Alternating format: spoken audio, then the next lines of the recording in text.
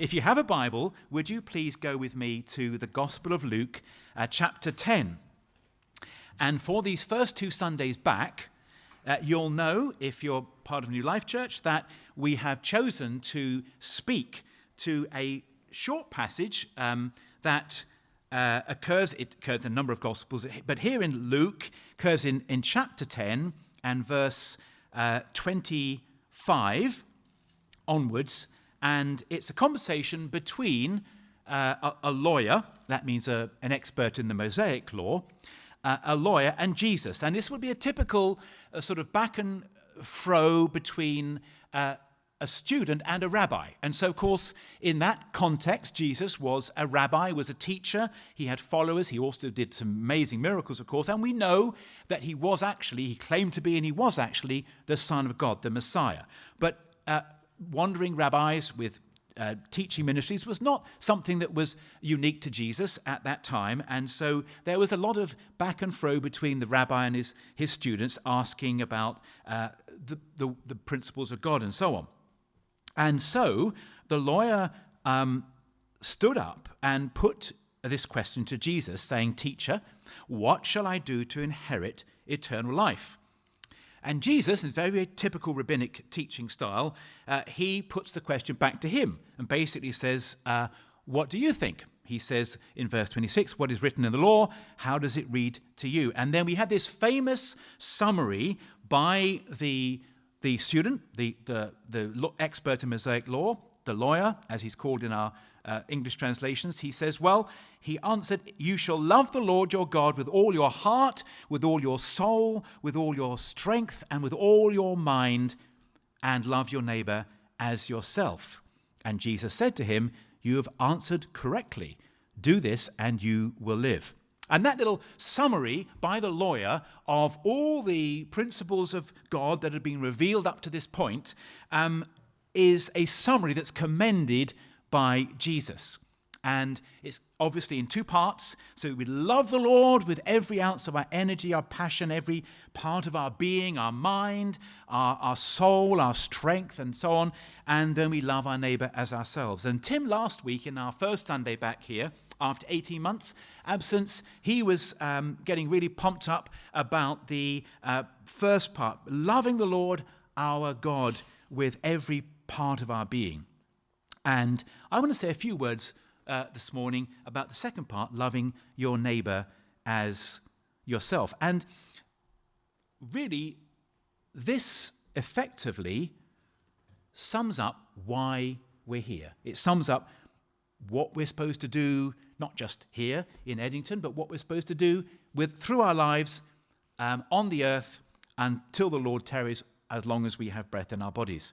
And it quite nicely summarizes, actually, our vision statement. If you go to the website, it says our vision statement is all about enjoying God's love and sharing it.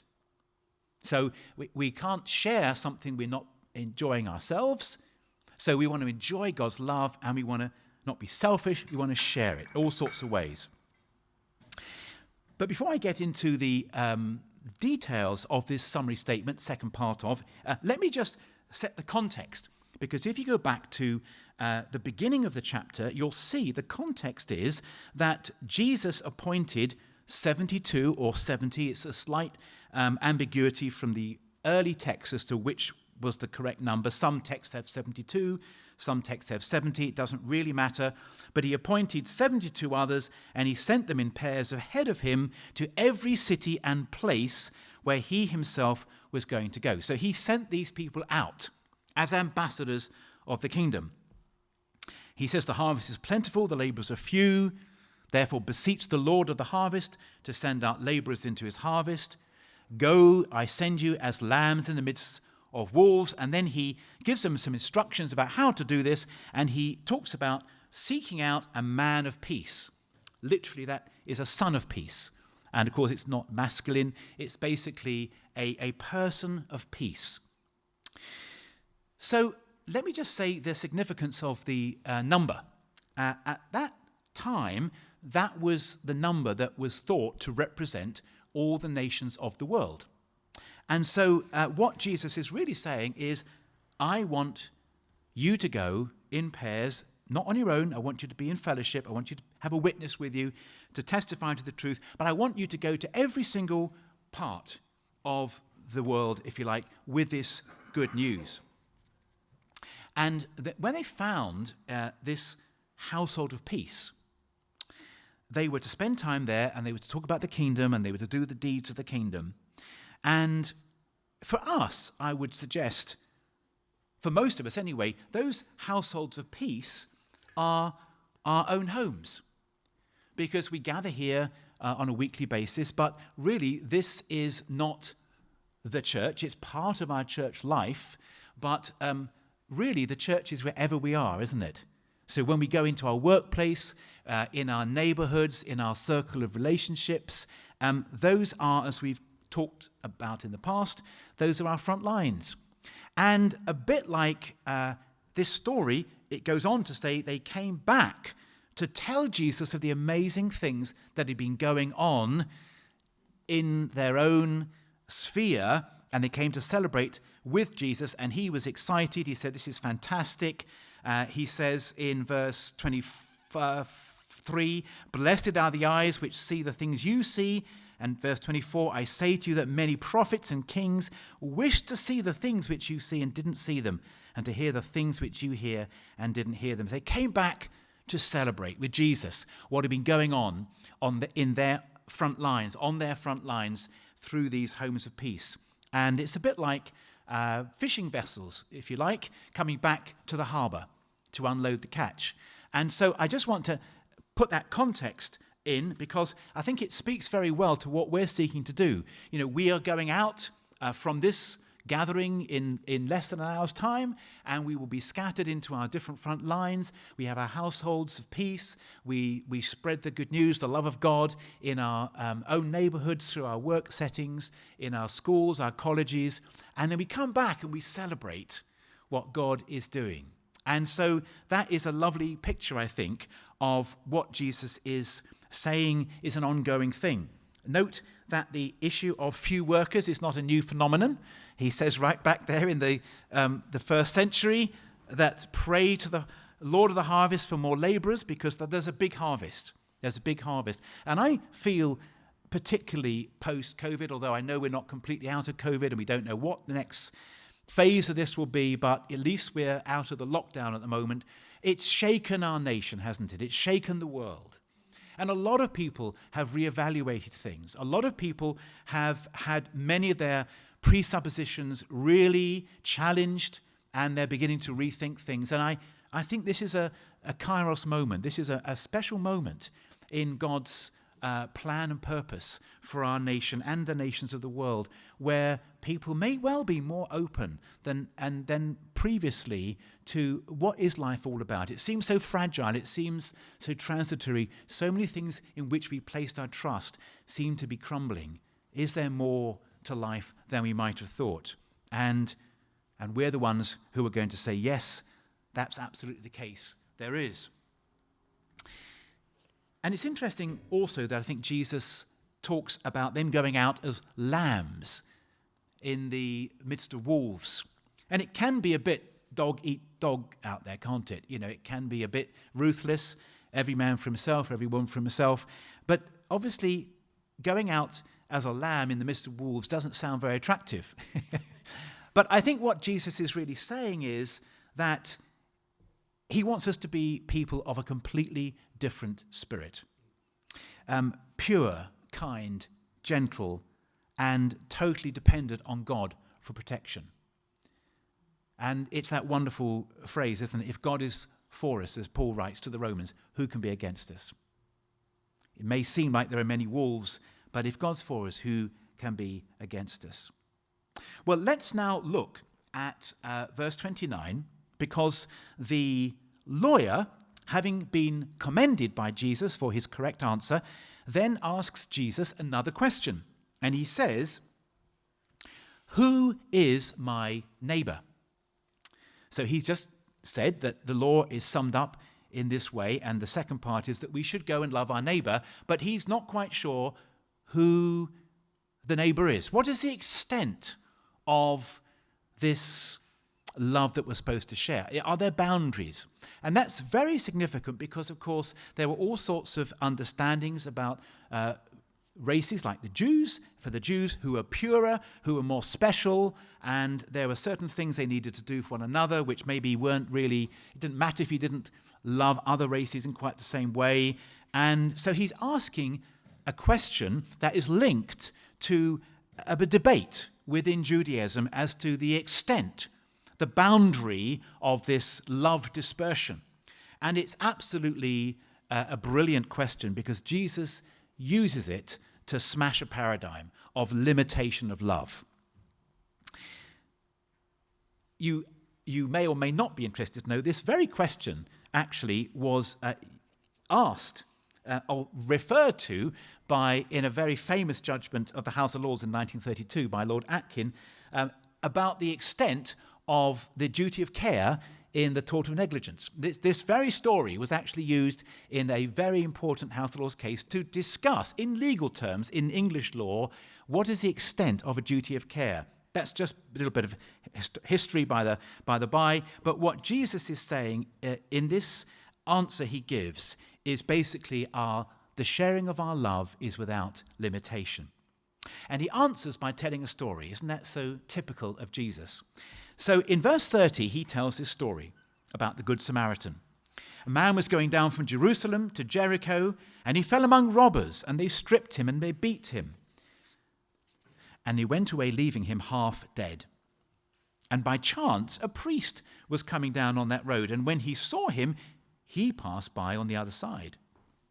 Likewise, a Levite also, when he came to the place and saw him, passed by on the other side.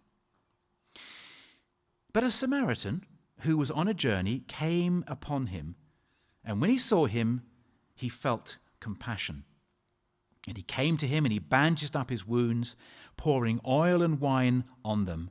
And he put him on his own beast, and brought him to an inn, and took care of him. On the next day he took out 2 denarii, and gave them to the innkeeper, and said, "Take care of him, and whatever more you spend, when I return, I will repay you." And then Jesus asks, it's time for Jesus to ask the question, which of these 3 do you think proved to be a neighbor to the man who fell into the robber's hands? And the lawyer said, "The one who showed him mercy." Then Jesus said, "Go and do the same." It's quite amusing because I think the lawyer probably could barely bring himself to actually say a Samaritan, because the Jews and Samaritans, there was a great hostility between them. But he gets it right, and he says, "The one who showed him mercy." The phrase "took pity," felt compassion, is a really, really strong one. It isn't just that he felt a bit sorry for him. He felt a deep sort of visceral sense that I need to do something, or whatever the cost. We can't leave this poor guy on the side of the road. And the implication is this guy was probably a Jew. The priest and the Levite, the 2 religious functionaries, probably in their own mind justified why they shouldn't go near him. Maybe the priest thought he might defile himself. Maybe the Levite thought the same. But that doesn't really stack up, because the story is very clear that they were going from Jerusalem to Jericho. So the priest had, if he'd performed any religious service at the temple in Jerusalem, he would have finished. He wasn't going to perform the services at the temple. He'd done that. He was going away. But it didn't really occur to them that that either of them should do anything. And it's easy, isn't it? There's so many reasons why we might think, I'm too busy, they probably deserve to be in this bad situation, or, there's all sorts of rationales as to why we shouldn't have compassion. And the power of the story is that it's this Samaritan, despised by the Jews in many ways. Maybe that's a bit strong, but there's a hostility towards them. He's the one who says, I'm not going to rationalize compassion away.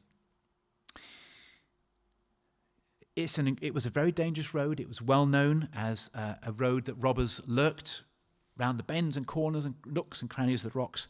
It was a dangerous place to be. And so despite that, because people try to hurry very quickly through it, but despite that, this guy spends time at the side of the road and thereby exposes himself to more danger.